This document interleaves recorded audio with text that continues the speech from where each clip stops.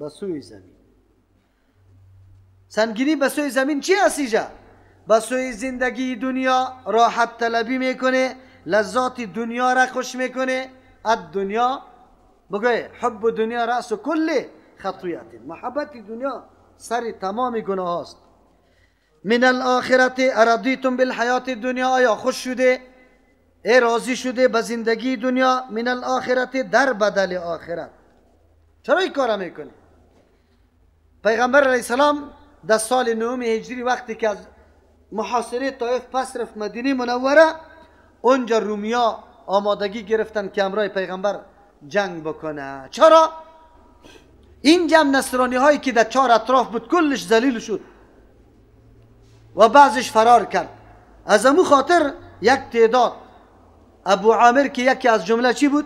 امو کلانای نصرانی های مدینه بود و هم فرار کرده بود در پیش پاچای غسان. با واسطه از او پاچای روم هم تحریک کرده بود که کمک کنه واره و یک جنگ کلانه با لشکر قوی علیه پیغمبر علیه السلام روان بکنه. رسول الله صلی الله علیه وسلم از تصمیم پاچای روم که آگاه شد، خبر شد، آل دیگه امر کرد صحابه کرام که آمادگی جهاد بگیره. از او خاطر پیغمبر امر عمومی کرده، کسی را مستثنا نکرده و این یک معیار بزرگ برای تفکیک مجاهدین مخلصین به امر منافقین شد. غیر از 10 صحابه که مجاهدین با اخلاص بودن لیکن باقی مانده بود که هفتش توبهش یک دفعه قبول شد، 3 تاخیر شده بود که میا واقعیش انشاءالله پشت سر بسیار آموزنده است. دیگه کسی در مدینه باقی مانده بود که منافق بود، دیگه کل مسلمان ها حرکت کرده بود. در اینجا الله متعال میگه وقتی برای شما امر فرمان میشه در زمین میلان نکنه. از امو خاطر فرض عین وقتی میشه که فرمانی کی شوه؟ امیر مسلمان ها که برای کلگی، یا ایستا فرض عین وقتی میشه که کافران او قدر تعرض کرده باشه که لشکر مقابلش توانمندی دفع از او را نداشته باشه، اینجا هم سری تو باز فرض عین میشه. الله متعال مومنا را میگه که به جهاد بره وقتی که فرمان براتان میشه. و چرا؟ شما میلان به زندگی دنیا داره. اول الله متعال کوچکی و ناچیزی زندگی دنیا را بر ما معرفی میکنه که در مقابل آخرت این فقط متاع قلیل است. متاع قلیل. اول متاع را بشناسیم. در لغت عربی هر آن چیزی که از اون نفع گرفته میشه او را متاع میگه. از امو خاطر کل اسباب و وسایل دنیا را چی میگیم؟ چرا از پیشش نفع گرفته میشه، اما صفت قلیل قطش است که این متاع کم است. در دنیا که هر قدر اسباب و وسایل باشه یک روز از پیشش یا او از بین رفته نیست یا تو از پیشش رفته نیستی.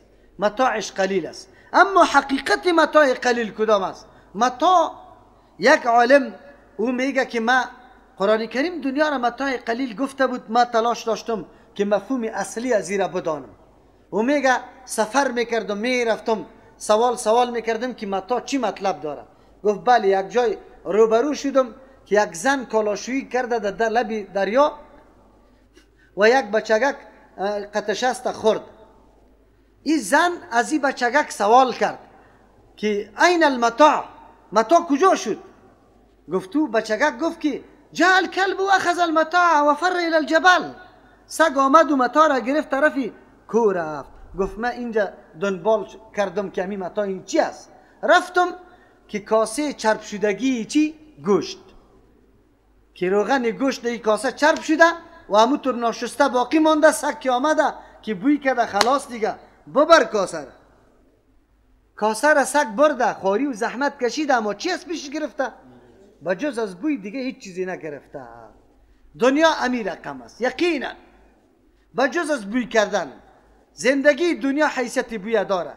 هر کدام ما امیال در این مجلس که نشسته هستیم ان شاء الله از 16 سال 15 سال بالا هستیم. خیلی کم بچه‌ای باشه که 12 ساله باشه و بعضی ما در 40 و 50 هم رسیدیم. راستی تا نبگی همین عمری که تیر کرده خب امو روزای خوشی تا ندیادیتان بیاره. چی کرده؟ چی بود؟ شاید اینطور کسایی باشه که الله برش توفیق توبه را نصیب کرده باشه، اما اوایل زندگیش خیلی خطرناک، خیلی در معصیت تیر شده باشه، سالا در مجالس رقص کرده باشه، نماز نخوانده باشه، اما الله توفیق توبه را برش نصیب کرده، اما ما یک مرتبه به موضوع خود یک نظر بندازیم چی کردیم؟ اگر آینده هم به امی قسم مجالس معصیت حاضر شدیم، این امی قسم امیالی که امو لحظه آلی فراموش ما شده، یک نوع لذت و فایدهش برای ما باقی نمانده بجز از چی؟ تاوان و نقصان و خساره. آینده می نمی رقم هستیم. چیزی که باقی مانده عمل نیک و عقیده صحیح است. اگر در ماضیتان عمل نیک انجام داده او باقی مانده، ثبت و سجل در عمل نامه است، در روز قیامت در ترازوی اعمال طول میشه. چقدر نیک است که انسان امیالی هم نصیحت نگیره، آینده خود تصمیم نگیره که ما به وجه درست زندگی خود پیش ببرم مطابق دین، چیزی که دین برام هدایت میده امو رقم ما زندگی خود عیار بسازم. در غیر ازی وسایل دنیا متاع است. الله متعال به ترغیب جهاد بر ما میگه که شما مایل نشوی محبت و راضی به اسباب و متاع دنیا نشوی. این دنیا خیلی ناچیز است، به نزد الله اجر عظیم است، در آخرت بهتر است از اینکه او زندگی دائمی است. و این زندگی دائمی کی خریده میشه؟ که نمی متاع دنیا را بفروشی آخرت را بخری. او فروختن چی را میگه؟ وقت خود دادن در راهی کی؟ الله. در چی؟ در جهاد، در مبارزه. ما بارها گفتیم باز میگم، اگر زندگی ما لحظات دعوتی نداشت، غم و فکر دین در ذهنت نبود، خاک در سری و عمر، خاک در سری و عمر باشه که ما نه درد دین در قلب ما باشه و نه لحظات دعوتی داشته باشیم، باز او عمر یقینا به درد نمیخوره. از او خاطر توصیه ما به برادر و خواهرها است که لحظه عمرتان با دعوت مزین بسازید، غم و فکر دین در ذهنتان باشه، از هر نگاهی که توانمندی داره کمک دین بکنه به مبارزه و جهاد که الله برای ما امر کرده. نمی کنیم که ما تمایل به سوی دنیا پیدا بکنیم. الله باز میگه الا تنفروا يعذبكم عذابا الیما. این تهدید است. اگر شما نه برای با وصفی که ضرورت و نیاز به برآمدن باشه، الله شما را عذاب میده. اما عذاب الله متنوع است، هم در آخرت است هم در دنیاست. در دنیا صورتهای مختلف داره. این عذاب است که انسان فرمان حکم دینی خدا آزادانه تطبیق نتانه، پاچا شانده میشه اما به طریقی که شریعت برای ما تصویر کرده قانون گذاشته به او طریقه، نه به طریقی که دنیای کفر. این عذاب است، این عذاب است. نتونستم زعیم مملکت خدا به قانون اسلام انتخاب بکنم، بلکه به کدام قانون انتخاب کردم؟ قانون دموکراسی. این عذاب است. بازم الله متعال چی میگه؟ و یستبدل قوما غیرکم، بیاره الله متعال یک قومی که مغایر شما باشه. اینجا مغایرت به اعتبار اوصاف است. تو تابعداری نظام الله را نکرده بودی، در جهاد همینطور آماده نبودی، الله قومی را میاره پیدا میکنه. یقین بکو پیدا میکنه قومی را که مغایر توست. همینطور خونی خود در کف دست گرفته دفاع از دین میکنه. پیداست یا نیست؟ در عراق چی رقم مردم است؟ در عراق هیچ مرد در قصیش نیست، میده و همونطور مردم ها پیدا میکنه الله متعال. او باز حراس از این نیروهای خارجی و از این تکنولوژی جدید و از این بگویم طیاره بی پیلوت و گپان نداره. میگه شهادت شهادت شهادت شهادت، قدم قدم الله پیدا میکنه او بالکل پیدا شده نیست. لشکر مهدی هم مرکب از اینمی مردم میباشه. از کدام مردم؟ بگه از مردمی که کمال اطاعت از کتاب الله و سنت رسول الله میکنه و از مرگ حراس نداره. الله ما و شما را لشکرش بگردانه. دعا میکنیم انشالله قریب است، شاید که امی گپا در نزدیک شده باشه. ولا تضروه شیئا، ضرر رسانده نمیتونه به دین الله یک چیزی را. اگر ما شش تیمه چپاتی خوردیم، دال و الوا را زدیم، آرام و راحت خو کردیم، در دین الله کدام ضرر نمیرسه. شاید دنیای کفر هیاهوی سر و صدا را زیاد بکنه، در این شک نیست که مردم میاید تلویزیونا زمزمه میکنه که الله این طور شد این طور شد. خب انشاءالله کافر کامیاب اینمی ناتو با اینمی لشکرش یک روز رویش سیاه و افراد بزرگش بگوی دفن شده در افغانستان پس حرکت کنه و همون طور است انشاءالله. ما امید داریم. الله متعال میگه به دین الله ضرر رسانده نمیتونه. مواقع جهاد و میدان جهاد شاید تیر شو فرصتایش خب ما و تو میاثر نشده باشه. این خیلی جایی چی هسته؟ بگوی افسوس است. والله علی کل شیء قدیر. الله به هر چیز قدرت داره. بی تو الله میگیره کافر یک طوفان پیدا میکنه لو لشکرش در هر بحر و در خشککی از کلش بسوزه غرق شوه. الله میتونه نمیتونه؟ اما تو را امتحان میکنه ای بنده مومن که الله از تو مطالبه میکنه که جان ما برات دادیم، مال و وقت ما برات دادیم، به خاطر حفاظت دین ما قربان میکنی یا نمیکنی؟ قربان کردنی کسی پیدا میشه نمیشه؟ ما و توستیم. الا تنصروه فقد نصره الله. اگر شما نصرت نمیکنی کی را؟ پیغمبر الله را. فقد نصره الله، یقینا نصرت کرده بود را الله متعال. اگر شما نصرت نمیکنی پیغمبر تنها روان شود در جهاد، در میدان جهاد روان باشه تنها روان شود، شما نروی؟ هیچ امکان نداره. بله در اون زمان همونطور مادرام داشتیم، همونطور سیاسرام داشتیم.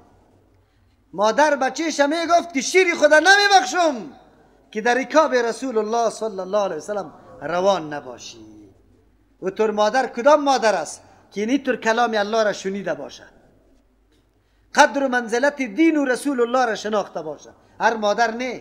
او مادری که فیلما را سعی کرده در لیسه مریم چکر زده او بچه خدایی گپ گفته نمیتونه، هیچ احساسی از این گپ نداره. مادر گفته میتونه که رمضان مبارک ده قرآن کریم تیر کرده باشه و این آیات انقلابی را شنیده باشه. او میتونه که به بچه خود بگویه که شیر خدا نمیبخشم، و زن بخیزه به شوهر خود بگویه که نخواد خنده خوش از من دیدی اگر تو در رکاب رسول الله صلی الله علیه وسلم روان نبودی. جلیبیب میفهمی؟ جلیبیب کی بود؟ دمو روز توی کده بود. دمو روز شب زفافش از سمایلان کی میشه؟ جهاد میبراید. خوی این مفکوره و این نظریه این وقت پیدا میشه که با کتاب الله عمیق رابطه و تعلق داشته باشیم. که با کتاب الله عمیق رابطه نداشتیم، محبت نداشتیم، فهم نداشتیم، اینطوری مفکوره پیدا نمیشه. الله متعال میگه اگه نصرت پیغمبر میکنه خیلی خوب، افتخار خودتان است. صحابه که کدام افتخار کمایی کرد؟ از چی کمایی کرد؟ نصرت دینی کی را کرد؟ شاگردای مستقیمی کی جور شد؟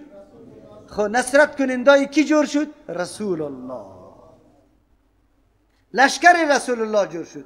الله افتخار نصیبش کرده بود، وگرنه الله میگه الله نصرت کرده میتونه بی شما. یک وقت شما نبوده کلی لشکر قریش برآمده بود در دنبال رسول الله، تلاشی شروع بود، راه ها در هر جای کمین گرفته شده بود که پیغمبر در هجرت قطعا کامیاب نشود.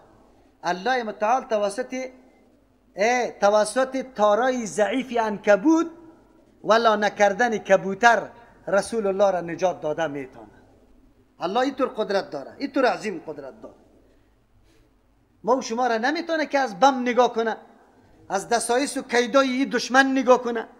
اگر ما عقیده محکم بالای الله داشته باشیم قطعا هیچ نوع تزلزل در قلب ما نمیاد، هیچ نمی راسیم از کافر. خلاص بمرم دیگه. الله پیدا کرده برای مردن، پیدا کرده برای زنده نگاه کردن، ما را پیدا نکرده. خب لیکن مردن دو قسم است. یکی مردن افتخار است، مردن شهامت و شجاعت است، مردنی که در حفاظت دین و به خدمت دین است، و یکی مردنی که نعوذ بالله در شراب نوشی میشه، در قمار و در رقص میشه، نعوذ بالله در غصب و در حرام طلب کردن حرام میشه. این مردنا با هم فرقی داره. فرقی داره یا نداره؟ فرقی داره. الله دوتور مردنا ما را نمبره. آمین بگوی. در راه شهادت الله ما و شما را از دنیا ببره. اذ اخرجه الذين كفروا، در آن وقتی که کشید رسول الله صلی الله علیه وسلم الذين مردما کفروا که کافر بودن، ثانی اثنین که دوی در دو بودن. پیغمبر علیه السلام چیسته؟ یکی از دو نفر بود. اذ هما فی الغار، در آن وقتی که هر دویشان در غار بود. اذ یقول لصاحبه، در آن وقتی که میگه به همراه خود رفیقی خود ابی بکر رضی الله عنه، لا تحزن غمگین نشو ان الله معنا یقینا الله امرای ماست. فانزل الله سکینته الله فرو فرستاد آرامش علیه بالای قلب ابی بکر و ایده تایید کرد رسول الله صلی الله علیه وسلم بجنود بیتر لشکر لم تروها که شما نمیدیدی واره و جعل کلمت الذین کفروا گردانید تدبیر چالش سنجش تمام پلان و طرح الذین کفروا که کافرا بودن السفلا او را به شکست مواجه کرد زیر کرد و کلمت الله العلیا کلمه الله ای را بالا کرد الله متعال والله الله عزیز زبردست ذات است وقت اراده کنن نفاذ یک امر کسی مانع شده نمیتونه عزیز عزت دهنده است کسی را که بخواه مثل که به رسول الله عزت داده حکیم حکمت والاست راه های پیروزی را الله بر ما نشان میده کدام راه پیروزی است تابعداری مکمل نظامی کی الله متعال پیغمبر علیه السلام خارج چشم کفار است همه روزه اولادای از یا جماعت رسول الله را اضافه کرده رایسته مردم تنگ آمد سخت تنگ آمد گفتی مردکر اگر بانیم آنقدر زبان شیرین داره روز مرا بچای ما را امرای خود یک جا کرده رایست شاید روز فرا برسه اولاد خود ما در مقابل ما مقابل قرار بگیره و ما توان مقابله را نداشته باشیم باید غم این مردکه خورده شود به هر نوع کی باشه این مردکه باید از این ساحت دور شود نعوذ بالله نعوذ بالله جمع شدن وقتی که جمع شدن اینجا ابو جهل هم است شیطان هم به شکل یک چی ریش سفید معمر ای نورانی داخل مجلس از یا شده مشوره ها صورت میگیره طرح ها ریخته میشه که چی تصمیمات گرفته شود یکیش گفت این مردکه باید قتل کرده شود یک نفر را مخته میکنیم کی را قتل کنیم ابلیس لعین از او گوشه صدا کرد گفت نه من راضی نیستم به این فیصله گفت چرا مردم کل گیروی طرفش کرد گفت به خاطر که مردکه بسیار مردم دوست و محبوب داره سری خود سری از قربان میکنه زمانی که را قتل کنه اول خو خاندان خودش سر شما ادعا میکنه دوم مردم میخیزه از او خاطر این طرح ناکام است دیگه نفر صدا کرد گفت نه این از این وطن که جلاوطن نکنیم نکشیم شه درد سر است برای ما ابلیس لعین باز به شکل اموریش سفید آواز نه این طرحم قبول ندارم مردم متوجه است چرا نداری گفت مردکره خبر نداری در جایی که برسه اخلاق کریمانه ازی سخن شریفانه ازی در 2 روز مردم در گرد خود جمع میکنه اگر یه را فرار بده مردم در اونجا در گرد خود جمع کرده لشکر مهیا میکنه میای امروی شما جمع میکنه سوم طرحه چی میکنه میره بندی میکنیم در خانه در اتاق که برآمده نتونه فقط قوتی لایمود برش داده میریم که همونجا در خانه باشه باز ابلیسی لعین آواز بلند کرد گفتی طرحم غلط است گفت چرا گفت آیا تابعدارای ازی که خب میشناسشه که سر میده سر ازی این را بندی کنی آرام میشینه شا از پیشتان آزاد میکنه چهارم طرح او طرحی بود که گفتن نه ما این طور کار میکنیم که از کل قوم جوانا را انتخاب میکنیم یک دفعه از کل قوم در خانهش هجوم میاریم مردکه را نعوذ بالله از بین میبریم سبا که قبیلهش یعنی خاندانش خیست سر ما ادعای خون داره چون قاتل معلوم نیست دیت میپردازیم بالکل پول و پیسه را کل ما جمع میکنیم به خاندانش میدیم گپ خلاص است ابلیس لعین گفت ای نمی رأی ای نمی رأی است فیصله به می شد که پیغمبر علیه السلام در خانه محاصره شوه و کل جوانای قریش از هر خاندان جمع شوه یک دفعه حمله بکنه رسول الله صلی الله علیه و سلم از این دسیسه کفار توسط جبریل امین آگاه شد الله متعال آگاه کرد شد و تا این وقت پیغمبر هجرت نکرده بود صحابه را اجازه داده بود که به مدینه هجرت کنه چون که در اونجا پادشاه چی بوده چی انصار تعهد کرده بود برای پیغمبر علیه السلام، آلی اجازه هجرت برای پیغمبر آمست. اجازه هجرت که شده و پیغمبر علیه السلام معلوم بود که علی رضی الله عنه در جای ما خواب میکنه و هیچ نوع گزند برش نمیرسه. از او خاطر علی رضی الله عنه را در جای خود میخوابانه. اما خطری بزرگ کی در فرق سر خود متحمل میشه و در دست خود میگیره؟ خبرداری ابوبکر رضی الله عنه تنها به خود نه، به اولادش، به مالش، به خانهش. ابوبکر رضی الله عنه خشتو را نگاه کرده برای هجرت. از قبل ابوبکر رضی الله عنه تمام مصارف را آماده کرده. ابوبکر رضی الله عنه در وقتی که در غار زندگی میکنه چوپانش رمی مال در اون جمعه. ابوبکر رضی الله عنه بچهش حالات شهر، حالات مردم و پیغمبر در شو میرسانه. ابوبکر رضی الله عنه خانه خود مرکز پناهی که رسول الله صلی الله علیه وسلم جور کرده. آیا شخصی دیگری پیدا میشه با یک خو کردن در بستره؟ آیا این کمایی در مقابل این قدر افتخاراتی ابوبکر رضی الله عنه برابر شده میتونه؟ کلا قطعا نمیتونه. اگر کفار میشناسه میفهمه که رسول الله را ابوبکر رضی الله عنه تیر کرده، از نظر از یا چی کرده؟ گم کرد، غایب کرده شه. خانه ابوبکر در داده میشه نمیشه؟ میشه. لیکن ابوبکر همون شخص است که در روز اول دفاع از پیغمبر کرده. در جایی که تقریر میکرد ابوبکر استاد میمون. سنگی که سری اول سری پیغمبر میخورد، اول سری کی میخورد؟ ابوبکر رضی الله عنه. علی رضی الله عنه بچه خرد بود. روزگار تلخی و سختی را ابوبکر رضی الله عنه تیر کرده. فضیلت به علی رضی الله عنه داده رایستی. اهل تشیع نمیتونی ثابت بکنی اگر از انصاف کار بگیری.